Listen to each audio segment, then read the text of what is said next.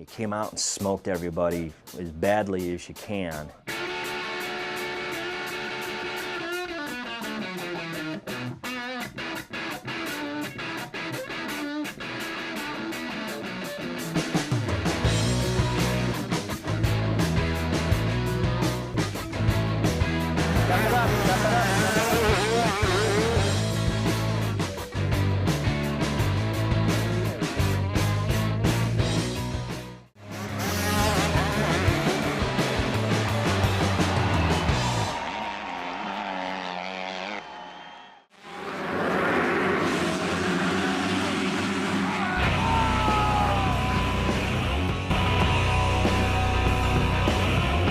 First 5 or 6 laps when I'm trying to make up time, I hang it out. I don't care. The only thing I know is twist the throttle. I gotta get up front.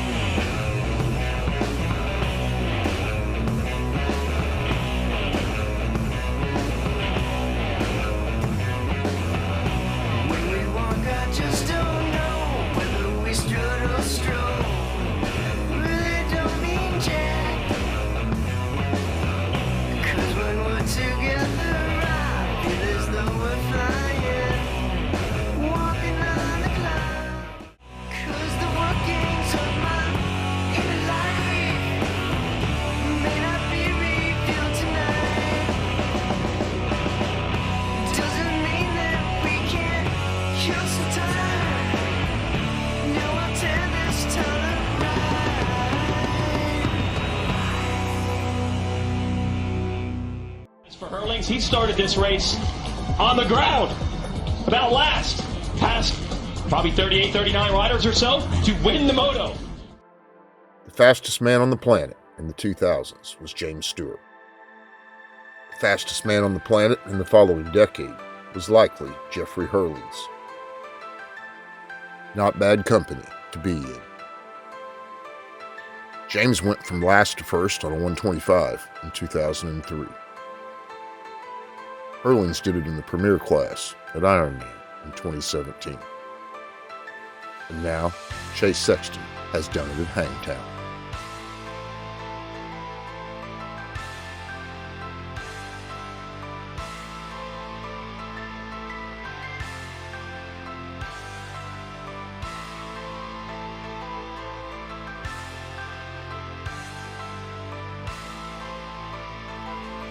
Also in James Stewart territory is Jett finally losing a moto, 2 even, and remaining in a tie with the legendary number 7 at 24-0, falling short of Ricky Carmichael's 31. All things breathing new life into a championship. Now we can watch as Jett Lawrence battles back from adversity, as both his big brother and his family have done, and see if the kid can make up a substantial points deficit. And the season gets exponentially more interesting than tracking an unbeaten streak. With Jett Lawrence not holding a red plate for the first time since briefly losing it to his brother midway through the 2022 season after his engine let go at Redbud. He regained it the following week, and hadn't not held the points lead in an outdoor series since. From 24-0 to 24th in the first moto, and now 24 points back. The winning streak of Jett Lawrence came to a violent stop from maybe 40 miles per hour to 0, crashing hard on the very first lap of the first moto in a tricky downhill jump section while leading the race. Lawrence absolutely weeded himself on a jump that very few even attempted, though Jett seemed to have it nailed in qualifying and used it to once again post the quickest time.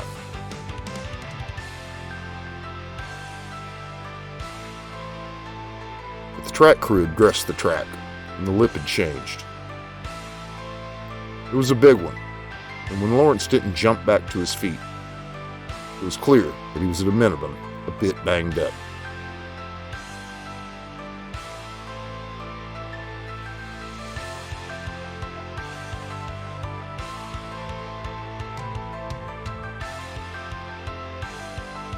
Lawrence was eventually able to rejoin the race after a visit to the mechanics area to straighten a twisted front end, but he was so far back and in so much pain, 24th was the best he could muster. Afterward, we learned he'd taken a pretty big hit to his leg and hip, and was experiencing some numbness. He still came out for the second moto, running as high as second. It seemed to hit a wall at about the halfway point, and faded back to sixth. The streak was over, and he now sits sixth in the standings.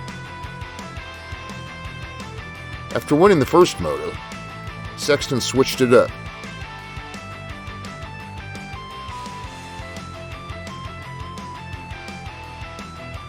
And instead of tucking the front, as he so often has, he spun the rear. Then got up and made magic happen. It was Sexton's first win since August 27th, 2022, at Ironman, when he bested Tomac in that epic season. As brilliant as Sexton was, Hunter Lawrence and Aaron Plessinger also rode and finished extremely well.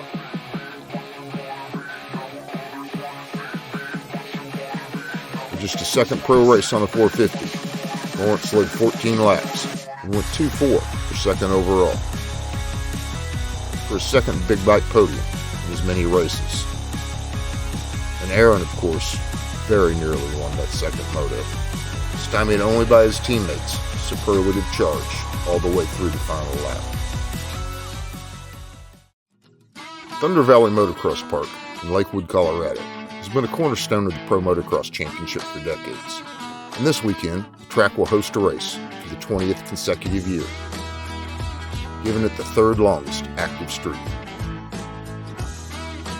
Only Red Bud and Spring Creek have longer concurrent runs on the schedule. Thunder Valley is located at an elevation of over 6,000 feet. It can claim the distinction of being the highest professional motocross event in the world, perhaps appropriate given Denver culture. Spectacular Rocky Mountain backgrounds and a clear view of almost the entire track from multiple locations make it one of the best nationals to attend. Highly recommended.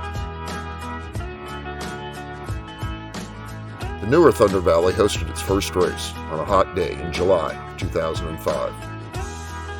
But the history of outdoor national motocross at the location actually dates back some 40 years, with Lakewood Cycle Park hosting 7 nationals between 1979 and 1987 on the same parcel of land about a mile down the road. In 1983, at the original track that obviously bears more than a passing resemblance to the newer facility, in the penultimate race of the season, it was the legendary David Bailey on his way to his first Grand National Championship. The next to last event on the national circuit. And much like the fans all across the country, the Rocky Mountain motocross spectators are just as vocal for their favorites. Montana! David Bailey! Montana! David Bailey!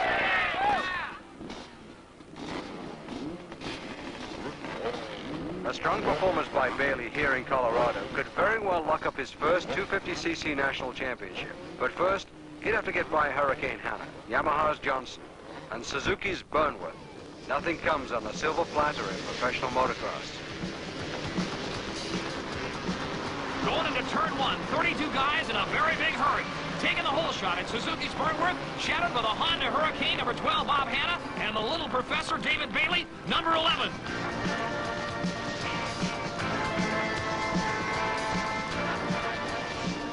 Into the second turn, it's Burnworth and Hanna, elbow to elbow, side by side, and a handlebar to handlebar. Bailey stands close in third, watching Hanna and Burnworth slug it out directly in front of him. If either one of those guys makes a mistake, Mr. Bailey's going to eat him alive.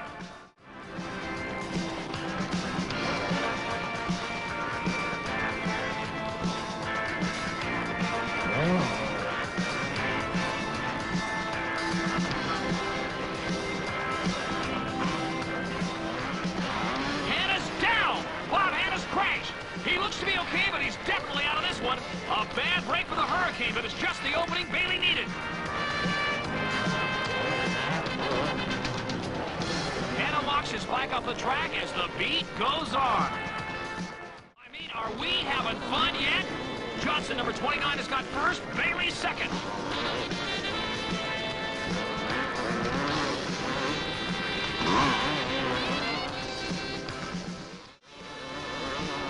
Here comes Billy the Bullet Lyles, number 33, going inside on Bailey to take second.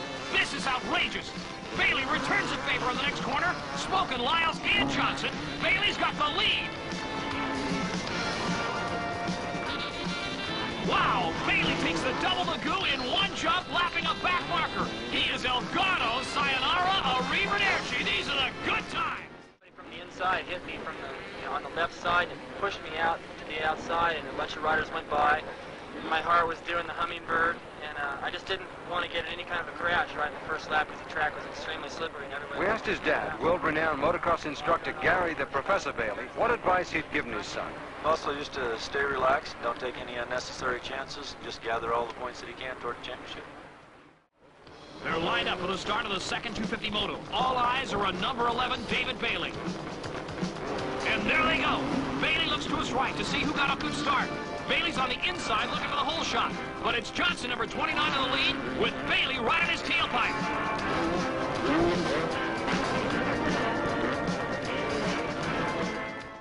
The lead's changed hands now with Burnworth, number 16, in first, Bailey second.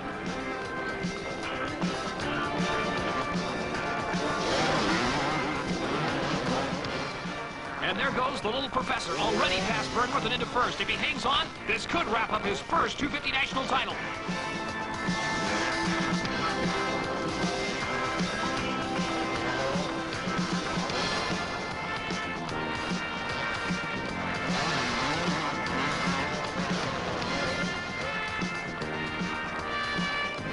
Bailey is supercharged. He knows what a win here could mean. He has just let it all hang out today.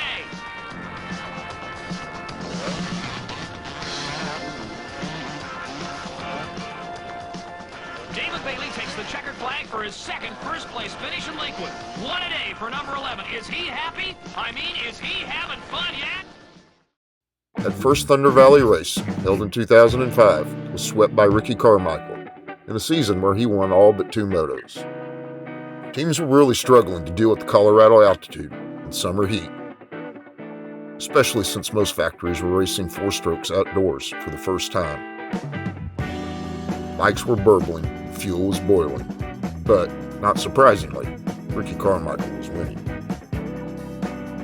It was RC's first outdoor campaign on a yellow bike, after going 24-0 on red the previous season. Moto number 1, 30 minutes plus 2 laps. You can see an uphill start. Horsepower is going to be keyed. It looks like the Honda of Ernesto Fonseca with a start. Ernesto doesn't weigh that much. You put him on that big powerful 450 on the uphill start. You better blow it back, not pull the whole shot. You got over the gate. And I don't see, well, Ricky's in there, but he's going to have to work for this one. Suzuki bringing Carmichael into second. You see, or you don't see, rather, Kevin Whittam just in front of him. Whittam able to separate himself from that second place battle for a while, just what he needed. And I think that's why Ricky was so aggressive to make his move on Ernesto. I mean, he's always aggressive like that, but I think even more so because he understands that Kevin was pretty fast in practice and you can't give him a lead. You hear the crowd cheering on Carmichael, or are they cheering on Kevin Whittam because someone's actually leading Carmichael right now? Will someone stay up there? I mean, so far Ricky's lost twice this year. 2 motos lost. Both times he went down. We have yet seen anybody beat him heads up, but hey, that's a race. You go down, I take the win, I'm still the winner. Even though Kevin's riding well and the lines are coming together, he seems real relaxed. Carmichael is still inching closer. Now Kevin's got to worry about which line he takes, and that's exactly what Ricky wants him to worry about. Start riding defensive, and that'll create an opportunity. Kevin Whittam, one of the smoothest riders you will ever see. A lot of people compare him with you. It looks like he's just kind of floating out there. He doesn't have that ragged, just pinning at all time look that Ricky Carmichael, although Carmichael has really smoothed himself out over the years. But Kevin, I mean, he's just so smooth when he's right out there. He doesn't look like he's as fast as he actually is.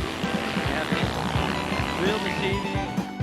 He is fast. He's not as fast as Carmichael. Ricky's really starting to put the pressure on, coming through that grass section. Let's call that the third hole.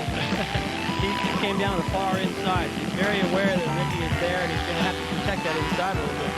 from here on out. All right, now, I was going to ask you a question, David, but it looks like Ricky's not waiting any longer. We saw that line by Fonseca early on when Wyndham got by him, but Ricky makes it happen and takes over the lead. I was going to say, I can't believe this gap is already opened up. I don't think Kevin thought that he was going to lose the spot back there in that sweeper. He was going fast through there. Just Ricky is so good at finding an opportunity and just not thinking about it, just doing it. So what's the adage? We're trying to keep it cool? Well, you know, the faster you go, the more air you get to those radiators and it keeps it cool. But, you know, you want to do that in the proper gear. There's no sense in over-revving these things. You're making it harder on your bike than it already is. And what's the comfort that last lap? You can basically do a parade lap. Take your hand off. He knew he was 20 seconds ahead of Kevin Wyndham in a nice cruise ride for him. You can see the crowd cheering for him all around the track. They love Ricky Carmichael. He was every place. Another victory for Ricky Carmichael. The number 4 takes it on that Fox Racing Makita Suzuki. Wyndham in front of Ricky Carmichael right now. Just like moto number 1, Wyndham with a good start. He leads Carmichael. It didn't take Carmichael long once he caught up to Wyndham in moto number 1. He separated himself from K-Dub. Let's see if K-Dub has anything for him.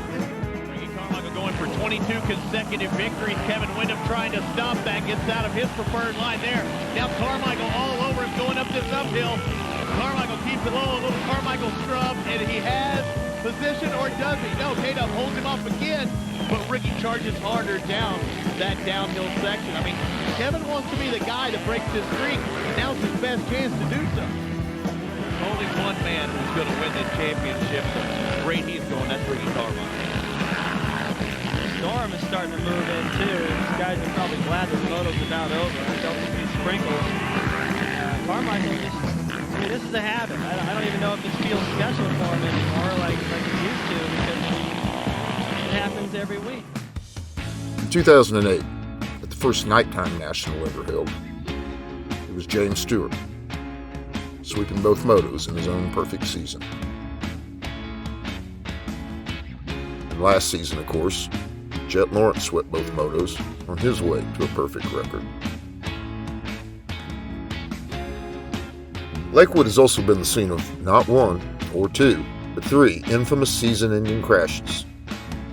In 2013, a photographer running across the track allegedly disturbed Stewart's focus, enough so that he crashed some 100 yards past where the shooter had crossed.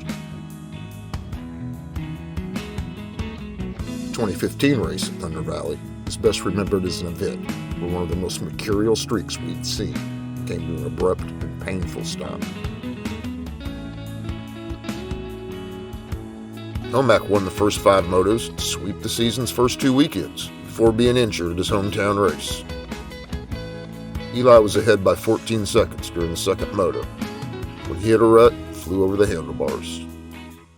The then 22-year-old from Cortez suffered a torn left rotator cuff at the crash and dislocated his right shoulder.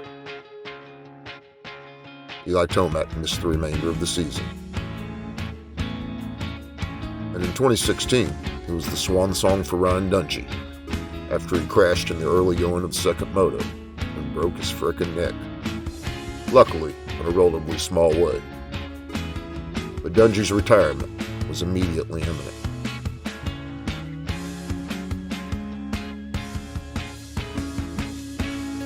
In 2022, Chase Sexton seemed to have the Thunder Valley win in the bag. Stop me if you heard this before. He lost the front end 3 turns from the finish line in the final lap of the race, and in the win over to Kenny Roxon. And Jett won last year, setting up a rematch between the two, if Lawrence is largely okay from that massive crash. For the first time in almost 2 years, something didn't come up Lawrence. Will the young Skippy be able to come back firing and reminding the boys who's the new boss?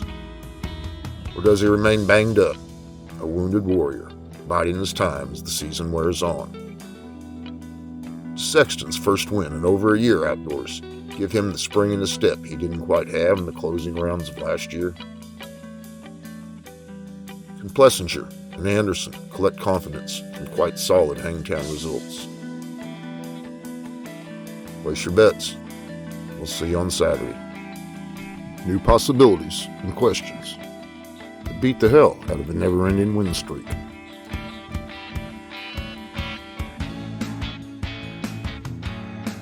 And hey, if you like this video, please like this video. Maybe we'll tap the subscribe button. Leave a comment if you know how to type. Meanwhile, thanks for watching this.